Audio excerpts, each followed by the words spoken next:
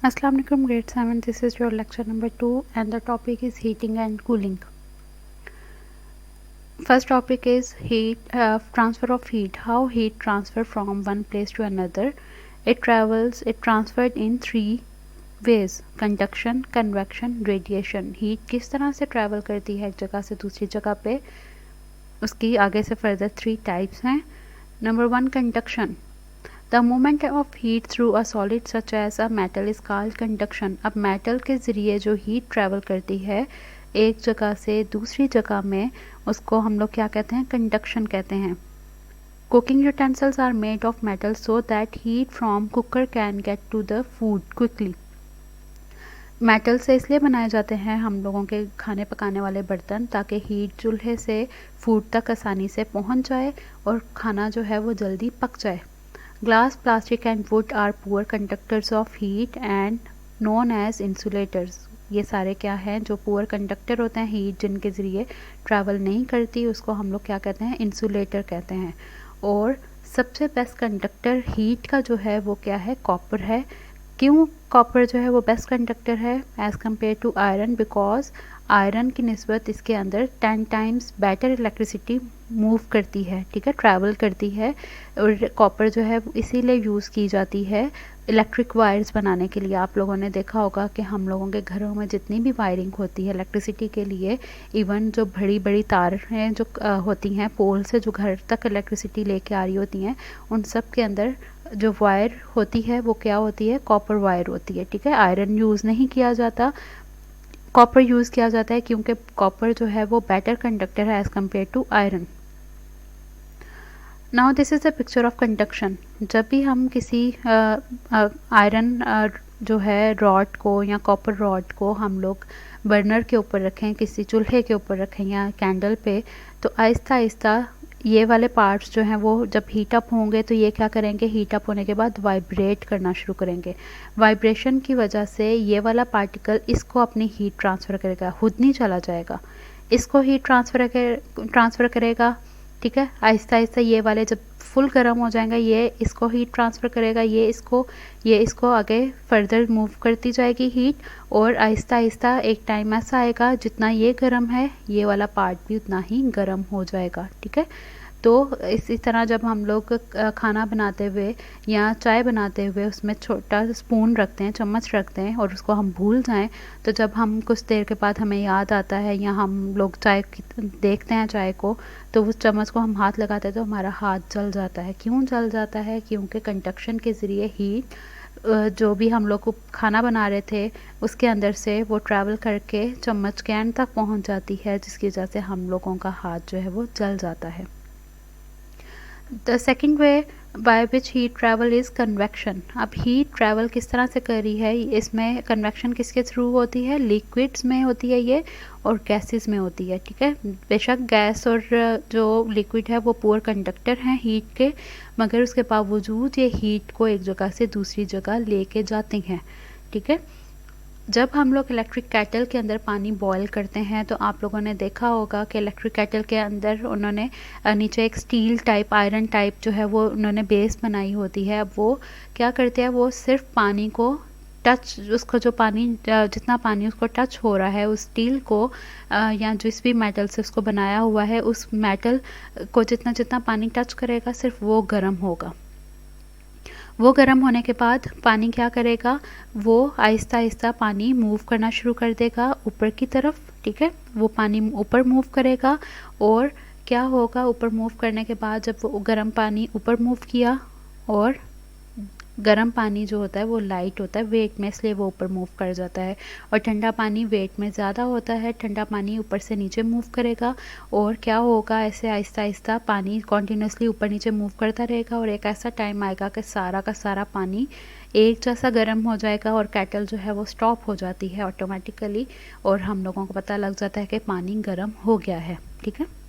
और ये किस प्रोसेस के ज़रिए हो रहा है? कन्वेक्शन के ज़रिए हो रहा है. पार्टिकल्स हीट को लेके ऊपर जाते हैं, ऊपर से फिर वो जो ठंडे वाले हैं नीचे आते हैं. इस तरह कॉन्टीन्यूसली एक वेव चलती है और पानी सारा गर्म हो जाता है. रेडिएशन. रेडिएशन इज़ एमिशन और transmission of energy in the form of waves और पार्टिकल्स, ठीक है. ये इसमें हीट जो है वो किसकी फॉर्म में प्रेजेंट जो है ट्रैवल कर रही है, वेव्स की फॉर्म में या फिर पार्टिकल्स की फॉर्म में किसी भी स्पेस में या किसी भी मटेरियल के अंदर, ठीक है। इसकी कॉमन सी एग्जांपल के सन की जो रोशनी है वो हम लोगों तक आती है, उसके लिए हम लोग एक टर्म यूज़ करते हैं अल्ट्रा वायलेट रेडिएशंस, ठीक है। रेडिएशंस क्या है, वेव्स हैं। उन वेव्स के ज़रिए हीट हम लोगों तक पहुंचती है और हम लोगों की ज़मीन भी गर्म होती है, और जहां हम लोगों के अगर हम धूप में खड़े हों तो हमारी भी स्किन जो है वो गर्म हो जाएगी। तो ज़मीन को गर्म करती हैं सूरज की अल्ट्रावायलेट रेडिएशंस। अब बाकी सारी हीट जितनी भी चूल्हे से या पानी के अंदर से जो हीट निकल रही होती है वो कहाँ पे मूव करती है, वो अपवर्ड मूव करती है, जबकि रेडिएशंस हमेशा मूव करती हैं डाउनवर्ड, ठीक है। ये किसी भी सूरज की रोशनी नीचे को मूव करती है अगर तो वो वेव्स की फॉर्म उसमें होती, गैस के ज़रिए आती, या फिर वो अगर सॉलिड के ज़रिए आती तो उसने नीचे की तरफ मूव नहीं करना था, वो हाई अपवर्ड मूव करती। मगर रेडिएशंस जो हैं वो किसी भी चीज़ की मतलब सूरज से वो रेडिएशंस नीचे ज़मीन की तरफ मूव करती हैं, उनकी डायरेक्शन डाउनवर्ड होती है, जिसकी वजह से हम लोगों की ज़मीन गर्म हो जाती है। अब इसमें रेडिएशंस में डिफरेंट टाइप्स की रेडिएशंस आ जाती हैं। इलेक्ट्रोमैग्नेटिक रेडिएशंस जैसे रेडियो वेव्स, हम लोगों के घरों में रेडियो जो है वो रेडियो वेव्स कैच करते हैं, तो अभी वो जाके हम लोगों को सिग्नल प्रोवाइड करते हैं और हम लोग कोई भी रेडियो पे चैनल सुन सकते हैं। माइक्रोवेव रेडिएशंस इसमें जो है वो इन्वॉल्व की जाती हैं, ये इसमें यूज़ की जाती हैं रेडिएशंस ताकि हमारा खाना जो है वो गर्म हो जाए। Infrared, visible light, ultraviolet radiations, X-rays and gamma radiation, ये सारी की सारी किसकी टाइप्स हैं, रेडिएशंस की टाइप हैं। इनको यूज़ करके डिफरेंट हम लोगों के जो है वो इस तरह के इक्विपमेंट्स बनाई गई हैं जिससे पेशेंट्स को ट्रीट किया जा सके, ठीक है। कन्वेक्शन, अब कन्वेक्शन होता क्या है, आप इसमें आपको नज़र आ रहा होगा कि ये हीट की वजह से कोई ये जो एयर के पार्टिकल्स हैं वो क्या हो रहे हैं, वार्म हो रहे हैं। ये वार्म होके क्या करेंगे, हीट को ऊपर की तरफ लेके जा रहे हैं। जैसे ही हीट ये गर्म हुए ऊपर की तरफ को मूव करना शुरू हो गए, ठीक है। और कंडक्शन जो है उसमें क्या हो रहा है, एक जगह से दूसरी जगह जो है वो हीट ट्रैवल कर रही है, मगर ये किस में ट्रैवल कर रही है, सॉलिड्स में। और रेडिएशन में हीट किसकी फॉर्म में ट्रैवल करती है, वेव्स की फॉर्म में, ठीक है। किसी पार्टिकल के थ्रू हीट जो है वो मूव करेगी। ये वाला प्रोसेस जो है कंडक्शन, कन्वेक्शन और रेडिएशन का प्रोसेस हमारी ज़मीन पे कॉन्टीन्यूसली होता रहता है पूरे दिन में। सूरज से रेडिएशंस आती हैं, वो रेडिएशन ज़मीन के ऊपर पड़ती हैं और ज़मीन जो है वो क्या होना शुरू हो जाती है, वार्म होना शुरू हो जाती है। अब ये वार्म होगी आहिस्ता आहिस्ता, पहले ऊपर वाली सरफेस वार्म हुई, फिर नीचे वाली हुई, आहिस्ता आहिस्ता सारी ज़मीन के पार्टिकल्स जो हैं वो क्या हो जाएंगे, वार्म हो जाएंगे, ठीक है।